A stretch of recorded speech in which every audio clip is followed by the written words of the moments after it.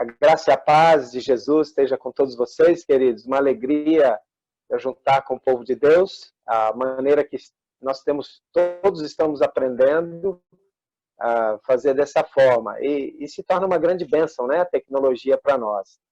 É uma alegria, conhecemos alguns. A família Santana a gente conhece. Eu sou o pastor Paulo. Aqui a minha esposa Dulce. O nome dela é Dulcilea. Em espanhol significa doce leoa. Temos 2 filhos, o Josué, que é casado com a Juliana. Eles estão lá na Ásia. Eu nem sei se eu posso falar exatamente o país, porque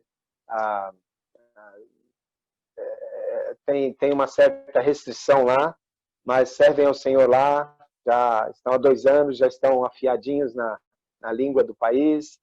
E grande bênção de Deus, né? Ver quando os filhos estão fazendo isso. E temos o Timóteo. O Timóteo está noivo, casamento marcado para dezembro. A primeira projeção era para ser aí entre abril e maio, mas bem antes da pandemia eles perceberam que precisariam de um tempinho mais e tinha toda a questão de deslocamento, de trabalho do Timóteo, então está planejado para lá. Nós somos missionários na organização Palavra da Vida já há 30 anos, e é o tempo que eu e Dulce estamos casados. Estamos casados há 30 anos. Servimos mais especificamente com o Seminário Bíblico Palavra da Vida, e aí o pastor Ayrton, a sua filha, acho que a filha dele está fazendo o CLD esse ano, é isso, pastor Ayrton? Já nos encontramos em outras oportunidades. É muito bom estar com vocês aqui. É isso mesmo? Eu só continuo, pastor Marco? É isso mesmo? Só continua. Então isso, tá pode bom. continuar. Eu tenho os PowerPoint aqui. Se o irmão, quando quiser, eu vou colocando aqui. Isso, pode, se quiser jogar, eu não sei como que ele fica na tela, se eu vou ficar pequenininho na tela de todo mundo e o PowerPoint maior. Se eu quiser ir revezando, então ele tem a entrada das palavras. Então a chave para você passar a tela e tem algumas figurinhas mais adiante. Eu sei que ao vivo, estando na igreja de uma forma presencial, fica mais nítido, né? Mas o tema que demos para a nossa conversa hoje à noite é esse que aparece aí. Qual é o lugar de Deus no seu casamento? Uma pergunta importante. Na verdade, eu peguei essa ideia de um artigo que um professor meu escreveu com o mesmo título. O nome dele é Robert Jones. E tem no material nosso chamado Coletâneas de Aconselhamento Bíblico. E então, algumas ideias, inclusive ilustrações que eu uso aqui, vêm dele. Algumas coisas a partir de um livro que eu li, que é muito joia para casais, de John Piper, que se chama O Casamento Temporário. Então, são materiais muito, muito importantes aí. Essa pergunta que eu faço para todos vocês que estão plugados aí conosco nessa noite. Qual o lugar que Deus ocupa no seu casamento? E a segunda colocação é que parece que já vem uma resposta para nós. Há uma condição, né, para dizermos o lugar que Deus ocupa no casamento. Se quisermos que Ele ocupe um lugar importante no nosso casamento, tem a ver com a nossa vida de adoração a Deus. A sua vida de adoração a Deus determina o lugar que Ele ocupa no seu casamento. Se Jesus Cristo é o teu Salvador, se você já entregou a sua vida a Cristo Jesus, a sua vida tem o propósito de glorificá-lo. Você um dia entendeu o recado, a mensagem, as boas novas do Evangelho do Senhor Jesus, então você tem todas as condições de ser um adorador do Deus vivo, do Deus eterno, do Deus criador dos céus e da terra. Só em Cristo Jesus é possível, de fato, sermos verdadeiros adoradores.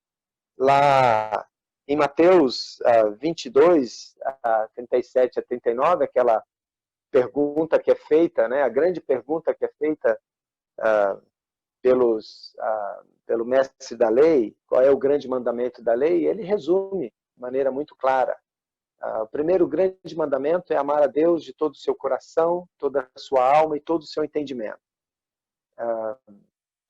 A nossa vida de adoração é a demonstração do nosso amor a esse grande Deus. Então, amar a Deus sobre todas as coisas vai começar a apontar se eu sou de fato este adorador, e a minha vida de adoração vai replicar de maneira prática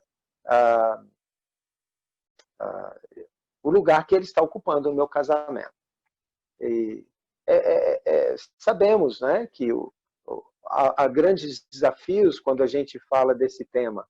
O relacionamento conjugal, ele passa por conflitos, passa por momentos difíceis, e se Deus está no centro do relacionamento, é possível acessarmos todos os recursos que Ele proporciona, que Ele nos oferece em Cristo Jesus. Do contrário, um casamento sem Deus, em que Deus não está no centro, Ele não é o provedor para aquele relacionamento, ele pode até persistir, mas não é um casamento que glorifica a Deus. E ele é vulnerável, não é? E assistimos isso dia após dia. As notícias, a deterioração dos relacionamentos familiares, conjugais. E é tão triste vermos essa realidade adentrando, né? Batendo às portas da igreja. E nós, como povo de Deus, precisamos ter consciência de que temos uma responsabilidade. E se nós nos apegarmos a Deus, nós temos acesso, como eu disse, a todos os recursos que nós precisamos para a manutenção do relacionamento conjugal. Porque senão nós vamos ficar muito dependentes de nós mesmos, né? Vamos ficar ensimesmados, buscar os recursos que eu acredito que eu tenho. E nós não temos recursos. Os nossos recursos humanos, eles são limitados. Eles não projetam as verdades eternas que emanam da palavra de Deus. Por isso, os nossos recursos se encontram em Deus. Muito bem. Quero ler um texto em Colossenses que vai nos ajudar, então, nesta resposta, para entender, de fato, o que é esse negócio de casamento. Em Colossenses capítulo 1, versículos 15 a 17, diz assim: Ele é a imagem do Deus invisível, falando de Jesus Cristo, né? O primogênito de toda a criação. Pois nele, em Cristo Jesus, foram criadas todas as coisas nos céus e na terra, as visíveis e as invisíveis, sejam tronos ou soberanias, poderes ou autoridades. Todas as coisas foram criadas por ele e para ele. Ele é antes de todas as coisas e nele tudo subsiste. O que nós podemos entender desse texto? Poderíamos voltar para Gênesis da mesma forma e ver a mão de Deus criando, né, todas as coisas, fazendo o homem como a obra-prima de toda a sua criação, e aí então fazendo da costela de Adão a sua companheira, a sua auxiliadora idônea, e como que sendo esta obra-prima de tudo que Deus criou, que foi o ser humano. Mas ali em Gênesis acontece o primeiro casamento. Deus une aquele homem e aquela mulher, como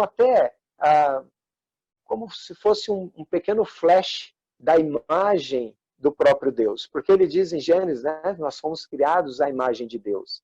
E a união do homem e mulher, ao se tornarem uma só carne, tem um pequeno flash do entendimento do grande Deus, que é um único Deus, porém, uma única essência, mas que se reflete em três pessoas. Deus o Pai, Deus o Filho e o Espírito Santo. Então, a ideia do PowerPoint que você vê aí, esse slide, você tem o triângulo, utilizamos só como ilustração para representar a Trindade, o Deus triuno, Deus o Pai, Deus o Filho, Deus o Espírito Santo. E ali você tem todas as coisas, um círculo, representando todo o universo criado, que foi criado por Deus. E dentro dele, mais um clique, pastor Marcos, você tem o homem e a mulher que se unem em matrimônio. Então, a pergunta para ser respondida aqui é: o que é esse negócio de casamento? Quem instituiu o casamento? Da onde surgiu o casamento? O texto de Colossenses é um texto bem claro, né? Dizendo que todas as coisas foram criadas por Cristo Jesus e para Ele. Foi feito por Ele e para Ele. E todas as coisas significa todas as coisas, inclusive o casamento, o matrimônio. Esta é uma instituição, nós costumamos usar esse termo, divina, criada por Deus. Não é ideia humana um homem se unir a uma mulher em casamento. Isso foi estabelecido pelo próprio Deus. Então, as coisas visíveis, as invisíveis, tronos, soberanias, poderes, autoridades, e aí ele reforça, ele complementa tudo que ele diz, que todas as coisas foram criadas por ele e para ele. Logo, um casamento deve trazer glória, deve trazer adoração, deveria ter como propósito maior agradar ao próprio Deus. Esse é o propósito de Deus em criar o casamento. Isso já começa a eliminar muitas das ideias mais humanistas, né? Eu vou casar porque quero ser feliz. Nós já estamos cansados de ouvir esta frase, não é? Alguém que tenciona, que está namorando, está noivo ou pensa em se casar com o grande único propósito de ser feliz, ele está entrando numa barca furada.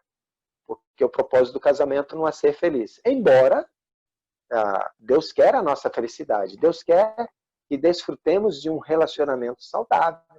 Marido e esposa, fazendo coisas legais, curtindo a vida juntos, planejando, sonhando. E de fato existem essas coisas boas. Mas a grande realidade é que são dois pecadores, né, que se unem debaixo da graça de Deus. Estabelece uma aliança que Deus mesmo faz, não é, com este casal. E aí então, ao se conhecer, ao desenvolver o relacionamento, na intimidade, nós sabemos que os conflitos chegam. E muitos casais não se preparam, porque eles ficam sonhando, né, estão projetados tão somente para a ideia da felicidade. Isso é um grande perigo. Tem um outro livro, que eu me lembro da frase do autor, Gary Thomas, O Casamento Sagrado, se eu não me engano, é Editora Esperança. Excelente livro para relacionamento conjugal também. Ele diz: que tal pensar que o seu casamento tem como propósito de tornar você mais santo? É isso mesmo. Eu acho que a Dulce, ela pode confirmar isso, né? Eu casei com Paulo Santana e como Deus tem me dado a oportunidade para que eu me torne mais santa, porque se torna um desafio o relacionamento. E assim um para com o outro. Os desafios no relacionamento. De nós desenvolvermos a paciência, desenvolvermos o altruísmo, ou seja, de nós vivermos de fato o cristianismo a partir deste primeiro relacionamento de maior intimidade, que é o casamento. Então, fixando aí esse entendimento de que todas as coisas foram criadas e ali no meio, neste pacote, está o casamento. Ok? Nós vamos nos ater um pouco mais agora no livro de Efésios. O livro de Efésios ele é muito importante, porque é um dos livros que mais fala e dá direção e dá para nós toda uma dinâmica para o relacionamento conjugal e familiar.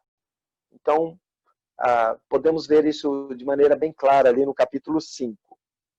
Os 3 primeiros capítulos de Efésios, ele vai fazer o tratado da vida cristã, tudo o que aconteceu em Cristo Jesus por nós, em meu favor, em seu favor, o alicerce firme da doutrina do Evangelho, não é? Da morte de Cristo, da salvação, da ressurreição de Cristo, da habitação do Espírito Santo.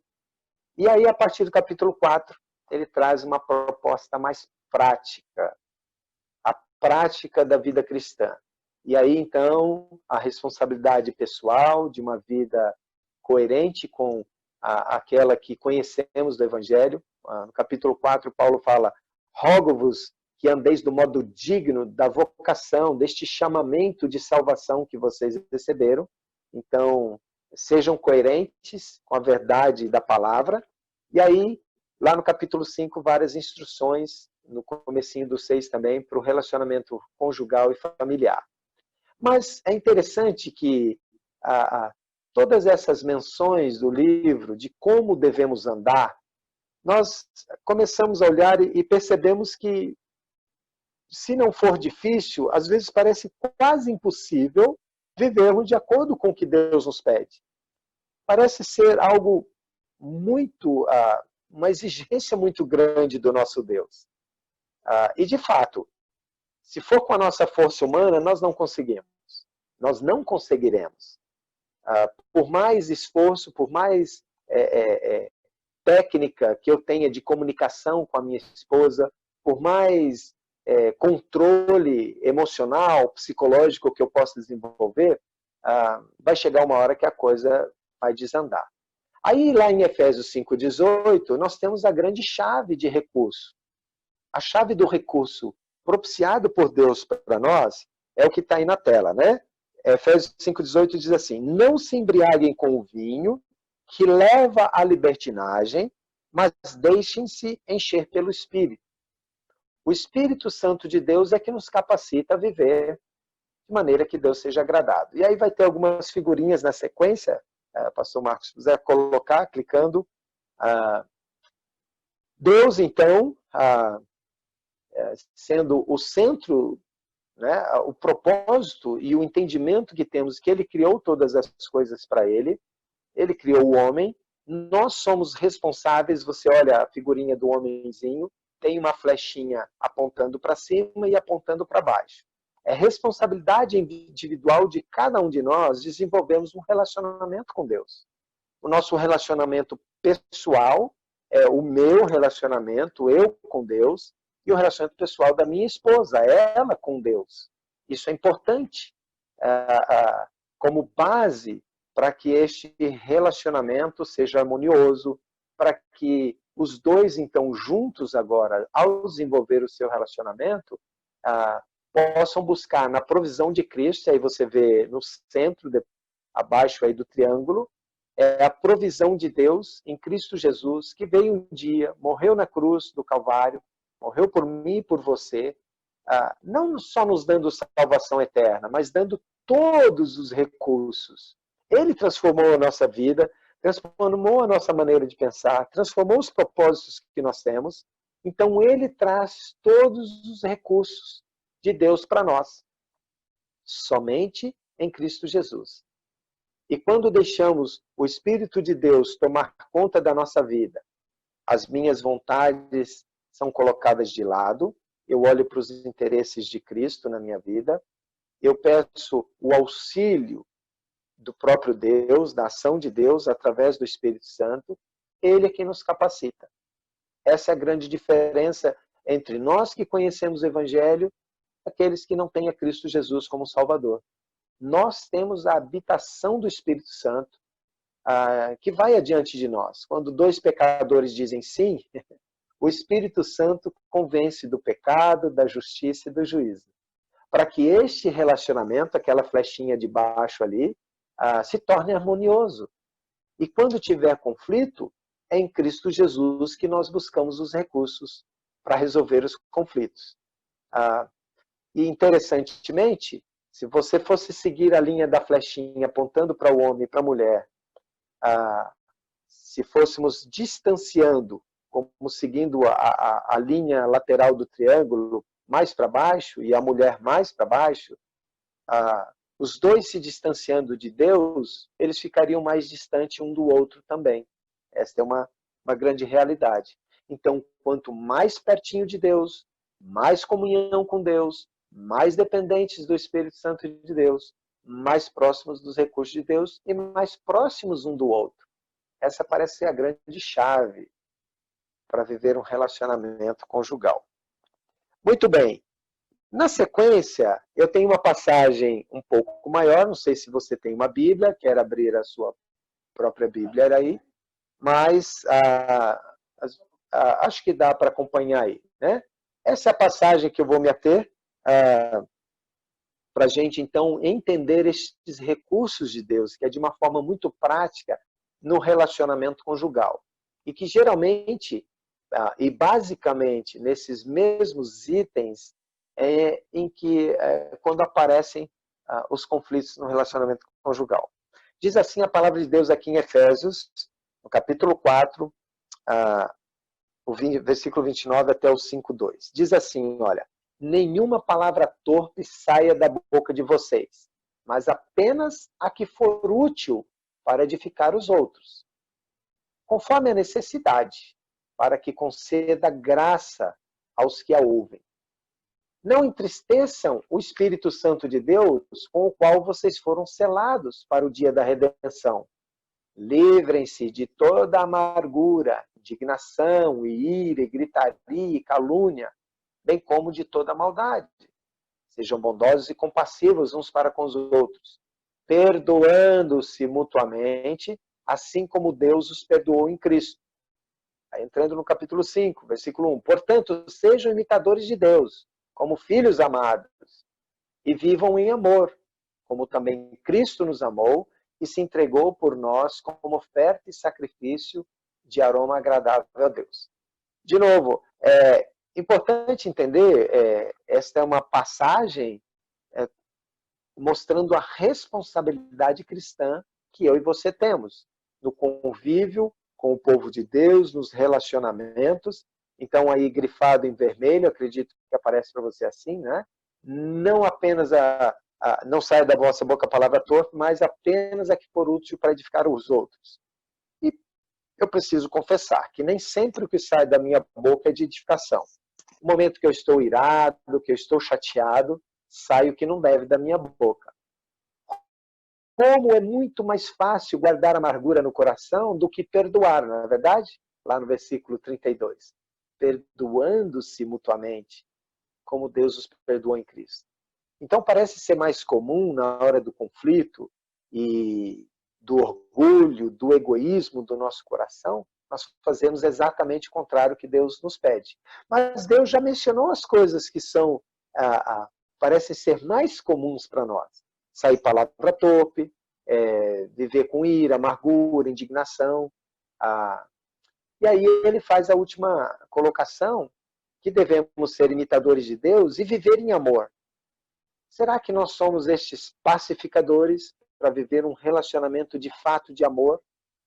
E talvez a própria definição de amor nos dias atuais, ela não é bíblica. Vocês conhecem uma rede de fast food famosa, e por um tempo lá atrás, a frase que eles diziam para comer aquele pedaço de carne moída feita de carne de minhoca. Brincadeira, acho que não é de carne de minhoca, mas, né? 2 hambúrgueres, não sei o que, com pão com gergelim. Eu amo muito tudo isso. Como é que pode alguém dizer que ama um pedaço de pão com um pedaço de carne e algum vegetal no meio, né? Muito estranho. Porque parece que o significado, o sentido de amor se diluiu nos nossos dias. Como os filósofos dizem, né? Se tornou líquido. Não é nada substancial, nada concreto ou verdadeiro, porque amar é a palavra que Deus usa. Deus se define como amor. E a demonstração do amor de Deus é ele se interessar pelo relacionamento que ele desenvolveu conosco. Ele nos criou, nós somos fruto do amor de Deus neste universo inteiro que ele criou, mas nós pecamos, nós fizemos tudo errado lá no Jardim do Éden, né? Mas Deus, numa ação de amor, ele envia Jesus Cristo para nos resgatar. Então, amor tem a ver com relacionamento. Nós devemos amar as pessoas, devemos amar uns aos outros. Porque Deus é amor. Ser imitador de Deus é alguém que transborda amor do seu coração. Mas tome cuidado, né? Porque você pode querer pensar, mas eu preciso encher o meu tanquinho de amor para poder dar amor. Não existe essa oração na Bíblia. Amor na Bíblia é um mandamento. Jesus disse, novo mandamento vos dou, que vos ameis uns aos outros. Este é o mandamento para amarmos uns aos outros. Não é ficar sentindo alguma coisa. Se você for lá em Lucas, no Evangelho de Lucas, capítulo 6, ele fala assim, que benefício tem você amar quem te ama? Os pagãos, né? Os pagãos fazem isso. Eles fazem por interesse. Eu quero ver você amar o que não é amável. Jesus amou o que não era amável. Lá em Romanos, ele vai dizer, mas Deus prova o seu próprio amor para conosco, pelo fato de Cristo ter morrido por nós, sendo nós ainda pecadores, miseráveis pecadores. Nós não merecíamos o amor de Deus. Não havia nada atraente em nós. E o verdadeiro amor, então, vem e nos alcança. E é verdade. Tenho certeza. Às vezes o Paulo não é tão amável ou digno do amor da Dulce. Mas ela sim, por viver para Deus, ela sabe que ela precisa me amar. Mesmo quando a minha esposa não for tão amável, eu preciso amá-la, se eu quiser ser esse imitador de Deus. Mas muito bem, vamos ver estas provisões de Deus, e na tela seguinte aí, vai mostrar para nós que então, esse texto, em primeiro lugar, ele fala de não sair palavra torpe da nossa boca. Isso está nos ajudando a pensar no tipo de comunicação que nós temos, pensando no relacionamento conjugal. Ele vale para todas as outras esferas de relacionamento, mas aplicando para um relacionamento conjugal. A grande maioria, e uma estatística antiga da revista Veja, que saiu uma manchete sobre isso, dizendo que 80% dos casais casados reclamavam de falta de comunicação. Será que o problema seria a técnica de comunicação? Seria aprimorar a dinâmica, os recursos de comunicação? Parece que não. Parece que o problema da comunicação vem lá de dentro do coração, né? Aquilo que sai da nossa boca é o que está cheio do nosso coração. Se eu estiver cheio de egoísmo e no fim da tarde chegar já com o meu plano e expectativa, eu quero chegar em casa, eu quero a cadeira do papai para mim, controle remoto da televisão em minhas mãos e o meu copinho de suco de uva bem geladinho, e é só isso que eu quero. Não é um desejo ruim, um desejo errado, mas eu crio essa expectativa, e se eu chegar no fim da tarde, depois do trabalho, em casa, e alguma situação me tirar desse intento, provavelmente a minha comunicação não vai ser boa. Poxa, mas eu dei duro este dia, e eu mereço alguns minutinhos de descanso e relaxamento.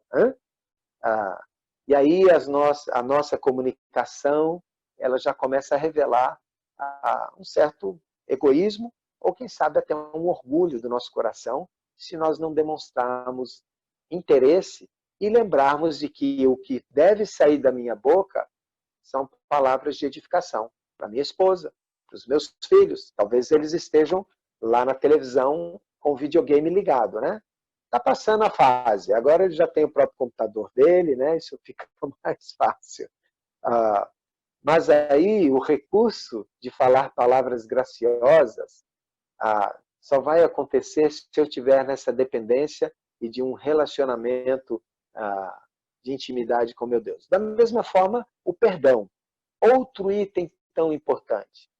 Gary Thomas, no livro dele, diz que um dos princípios bíblicos que os casais mais vão aplicar durante a vida de casado é o perdão. Por quê? Porque a verdade é que são dois pecadores que têm todo o potencial para falhar. E a cruz de Cristo, o perdão oferecido em Cristo Jesus, é o que sara, é o que cura, é o que resolve qualquer conflito. Se o coração estiver endurecido, se o orgulho persistir, se a obstinação, né, egoísta se mantiver, aí não tem recurso. Então o texto diz, perdoando-se mutuamente, assim como Deus os perdoou em Cristo. Saiu algo que foi desagradável, eu preciso pedir perdão. Qualquer percepção em que talvez eu feri a minha esposa e ela se entristeceu, nós deveríamos nos comunicar, né? Saber o que entristeceu o outro para poder pedir perdão. Então, uma cruz de Cristo é sempre o lugar de retorno para resolvermos os nossos conflitos e dificuldades. E através do perdão que tudo é resolvido. Eu gosto de pensar sempre em visualizar a cruz de Cristo.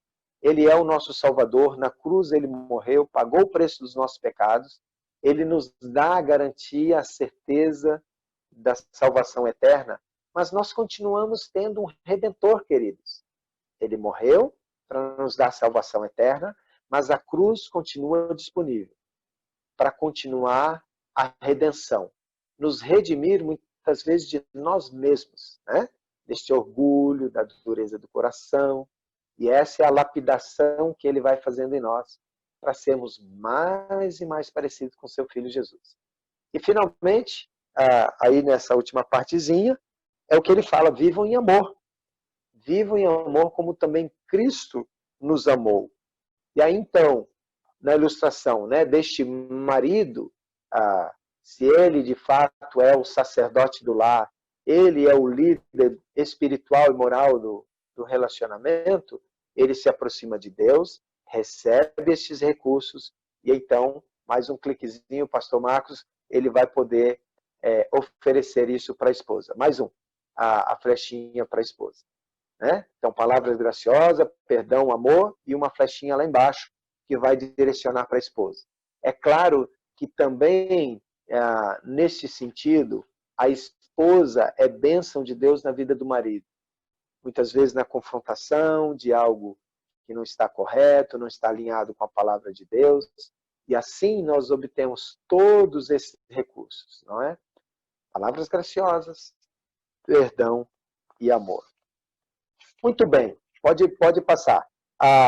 Aí tem um círculo seguinte, talvez representando o reino de Deus que está sendo espalhado e formado, né? Por isso que é um círculo ainda em formação, mas vamos dizer que esse é o grande reino de Deus. O evangelho espalhado por todo o mundo, e dentro de todas as coisas criadas, então, aquele primeiro homenzinho, aquele casalzinho juntinho, fazendo parte do reino de Deus, um casal que vive a vida cristã, ele espalha a notícia do reino de Deus. Esse é o propósito de Deus. Lá, estão juntinhos, de mãozinhas dadas, vivendo para a glória de Deus. Quando um casamento vive de forma que glorifica a Deus, a própria mensagem, né, do testemunho de que Deus é bom, de que Deus é o provedor deste relacionamento, enfim, de que Ele é o provedor de todos aqueles recursos que garante e ajudam esse casal a preservar a aliança.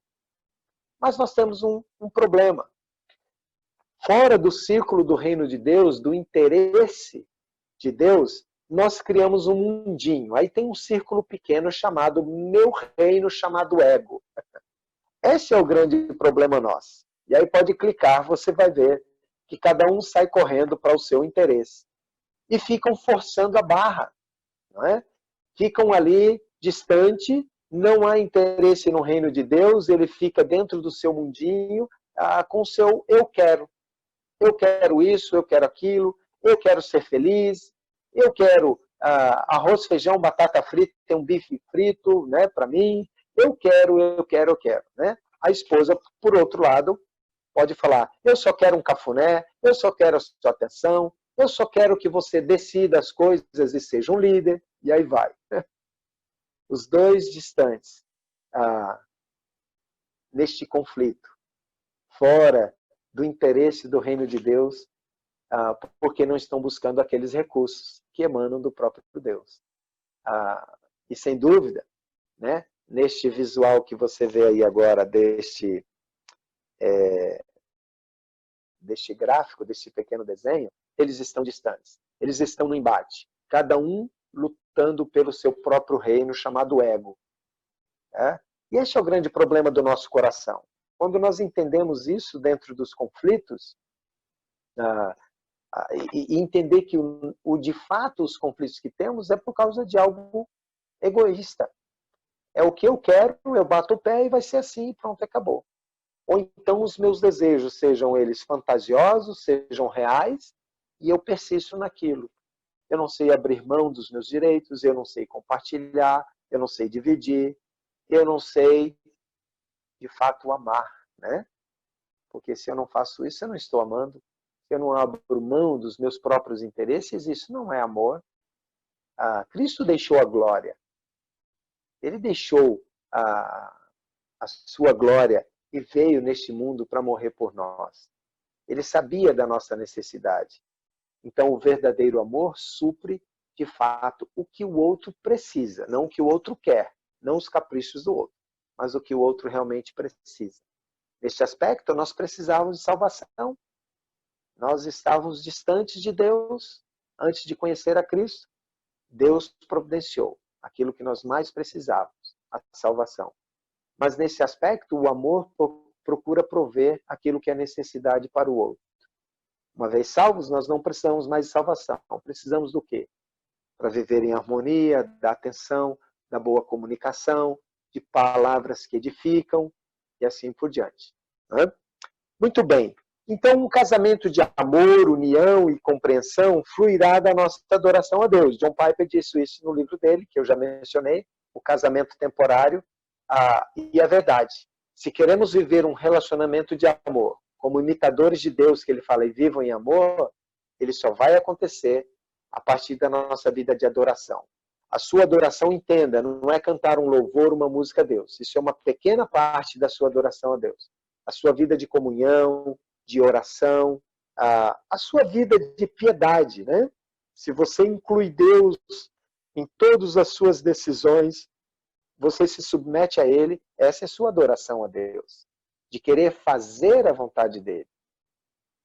A união no relacionamento conjugal só vai acontecer se estivermos apegados a Deus, estivermos decididos a adorar a Ele em primeiro lugar. Né? Ele é a prioridade no nosso relacionamento, mesmo dentro do casamento. Deus é a pessoa mais importante, por isso ele tem que ocupar o lugar principal, porque dele emana para nós todos os recursos. Então, finalizando aí o último desenho que nós temos, na verdade não é o final, né? Pode clicar tudo aí, pastor. Então, perdão, misericórdia e amor procedem do nosso Deus. Esses são os recursos que nós precisamos para viver esta harmonia e, de fato, termos Deus no centro do relacionamento.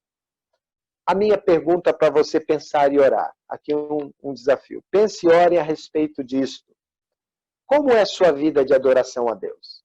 Você precisa responder. Isso é uma pergunta individual. Eu sei que em muitos lares, não é? A gente ouve as histórias de casais lá atrás, horário de ir para a EBD, aí o marido sonolento, né? É o último que acorda, é o primeiro que entra no carro, e a esposa fica para trás, arrumando as crianças, e ela mal tem tempo para se arrumar. Ela proporciona, ela incentiva, mas às vezes o homem é insensível. Eu estou falando e dando chapuletada em nós agora, queridas. Né?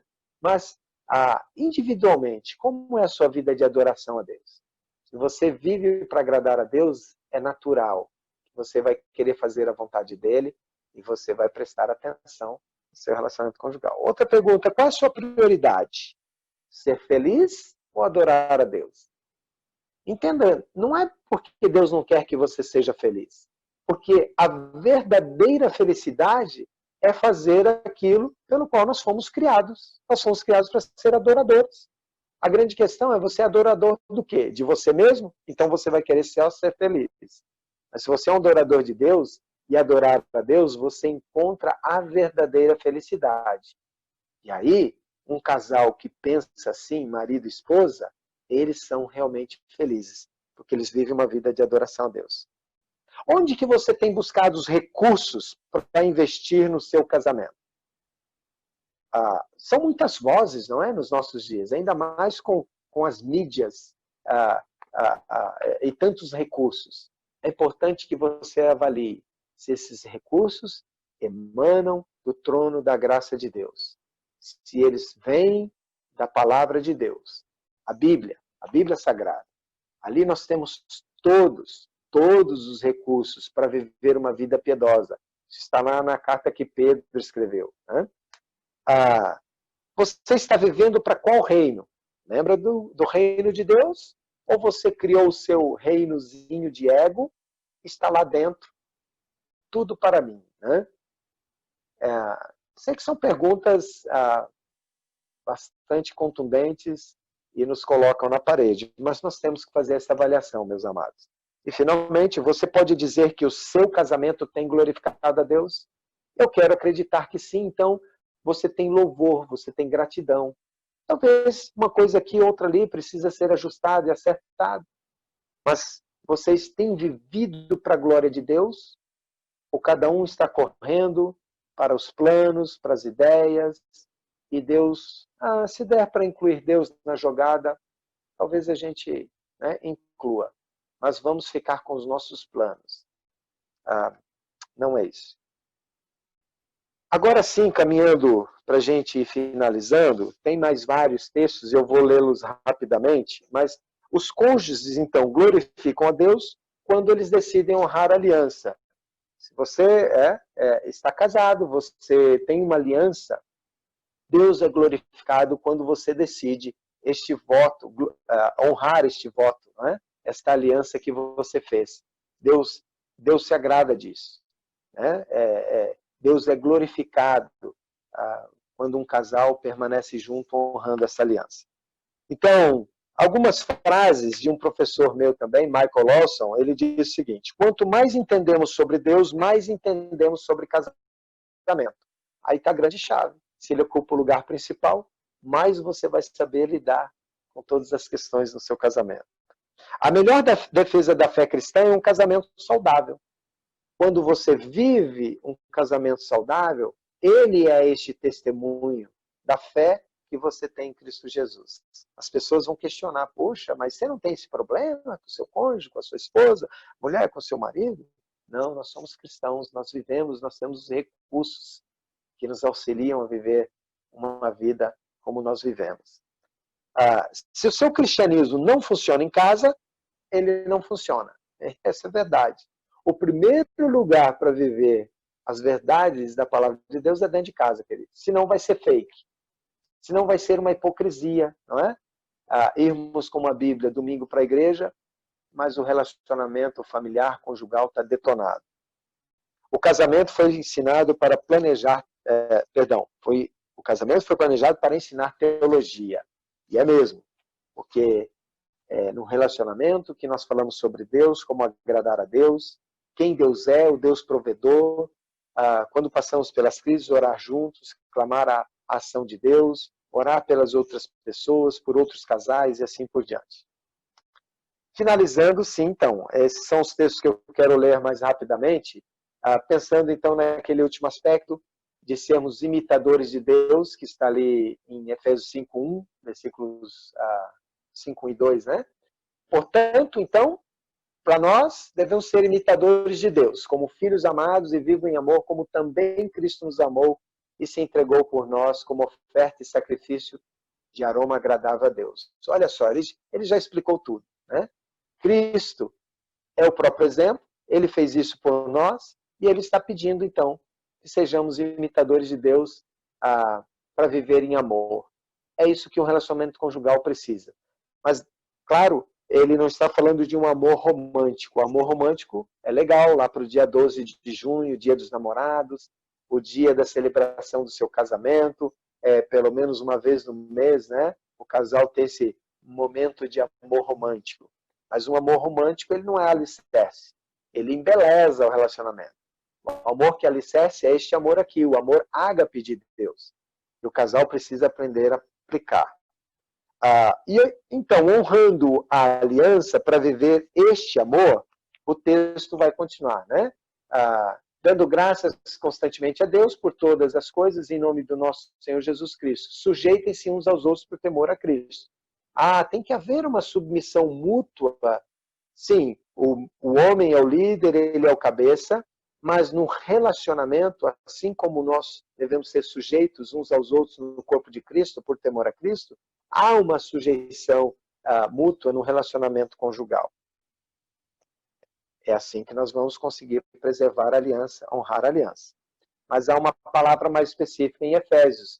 Ele vai trazer para as mulheres. Mulheres, sujeitem-se cada uma a seu marido, como ao Senhor, pois o marido é o cabeça da mulher, como também Cristo é o cabeça da igreja, que é o seu corpo, do qual ele é o Salvador.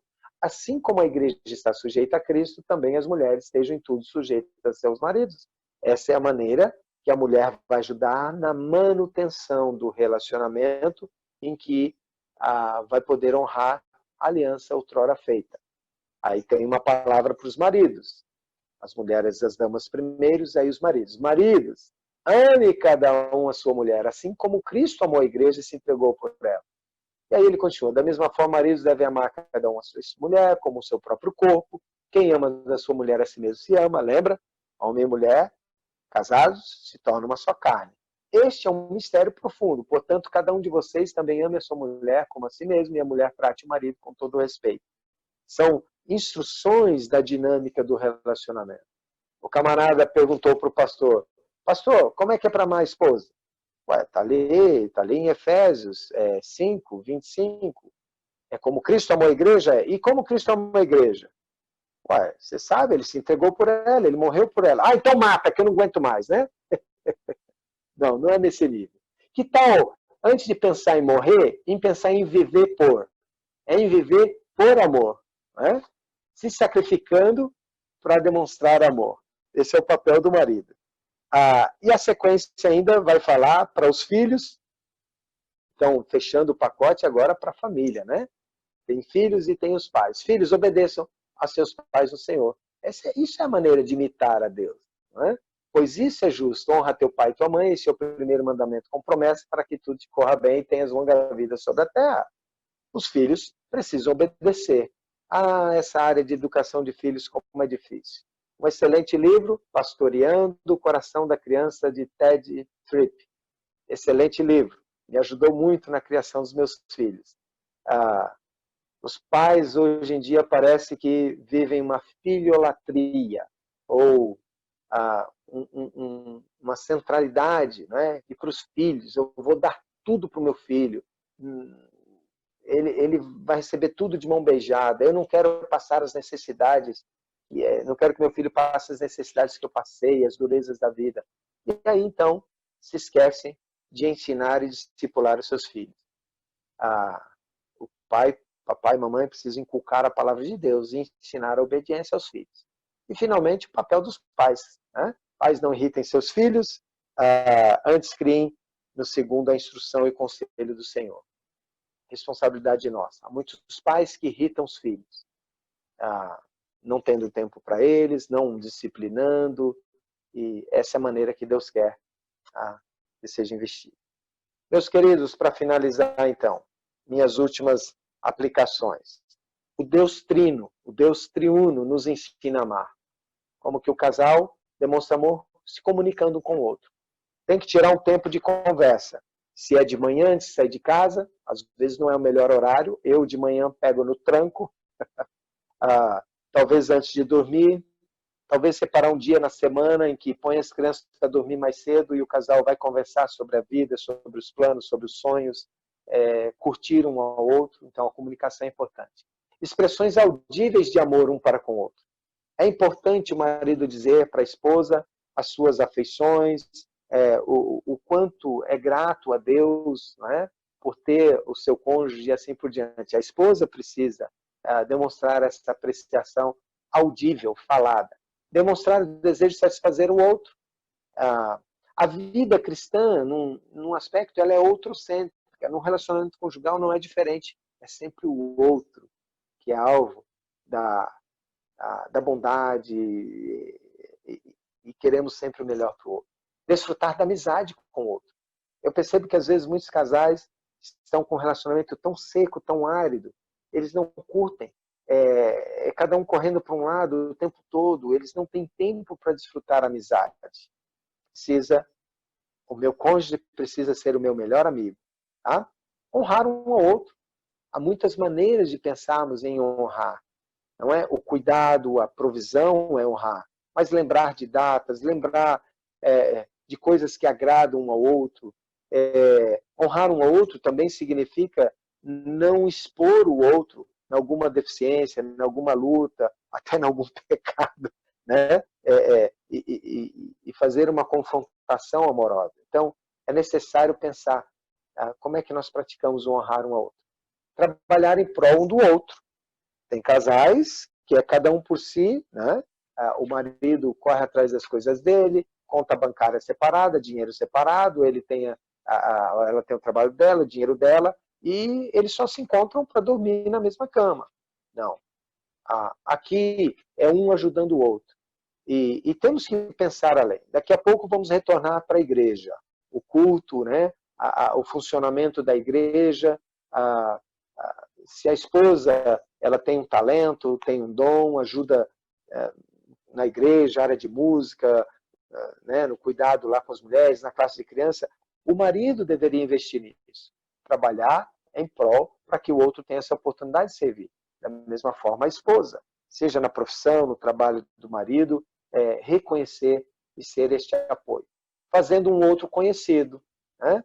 Eu quero fazer a fama da minha esposa. E, aliás, eu posso dizer que muito do que sou hoje eu devo à minha amada esposa. Né? As amizades que nós temos, as oportunidades de upgrade, né? De estudo, de mestrado, foi tudo por incentivo a ela. Então, eu louvo a Deus por isso. Dar e receber responsabilidade um ao outro, sim. O marido é responsável, ele precisa levantar do sofá, ele precisa ir lá trocar o pneu do carro, ele precisa consertar o chuveiro. A esposa tem as suas responsabilidades. Submeter-se à vontade um do outro também. Isso é o abrir mão, não é? Eu posso abrir mão. Tá bom, hoje nós vamos comer miojo, querida. Não deu tempo de fazer aquele super jantar. Então deixa que o miojo eu faço, né? A gente joga um queijo parmesão em cima e tudo bem. Permanecer fiel em unidade. Isso é importante. Há uma decisão no coração. Isso é demonstração de amor. A fidelidade conjugal. E confiar em meio ao sofrimento. Muitos casais, a gente já ouviu muitas histórias, nós como conselheiros de casais, quando chega uma doença muito séria, às vezes, algum problema sério, a tendência de um cônjuge falar, quer saber? Não vou carregar esse peso não, estou fora. Não, mas na hora do sofrimento é que a grande demonstração e oportunidade de demonstrar amor. Muitos desafios, não tenha dúvida. Qual o lugar de Deus no seu casamento, meus queridos? Responda, e se você tem vivido essa realidade, louve a Deus. E se tem áreas para ajustar, busque ajuda. Amém? Obrigado.